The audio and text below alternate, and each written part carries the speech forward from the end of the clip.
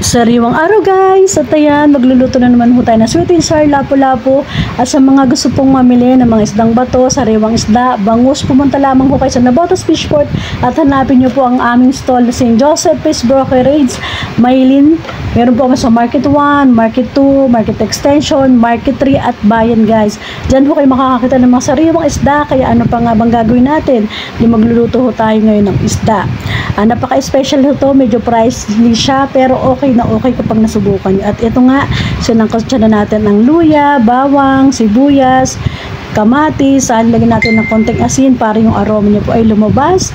Konting mekos-mekos lang siya guys, 30 to 40 minutes, madali lang po siyang maluto kapag naprito nyo na po ang lapu-lapu natin. At ayan, ginisa na rin natin ng carrots, red bell pepper, at yung green. Depende sa inyo kung maanghang yung sa panglasa nyo na gusto nyo. At ayan, nalagyan ko rin siya isang basong tubig. And then, nalagyan ko na rin siya ng cornstarch, isang kutsa ng cornstarch para medyo lumapot siya.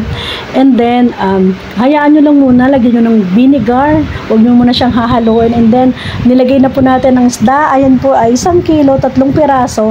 Nagre-range po siya ng 300 to 250 guys, depende sa panahon. At tumataas at bumababa naman ang lapu-lapu. Kaya minsan, magluto tayo ng mga medyo mamahaling isda, di po ba? At ayan, nakikita nyo, di ba? Napakasarap na siyang tignan, makulay. Kung gusto nyo naman medyo sweet siya, lagyan nyo siya ng konting sugar. Depende ho sa panglasa nyo. At ano pa nga bang inaantay nyo? Mamaya kainan na. Thank you for watching. Don't forget to like and share. Follow for more. Bye-bye!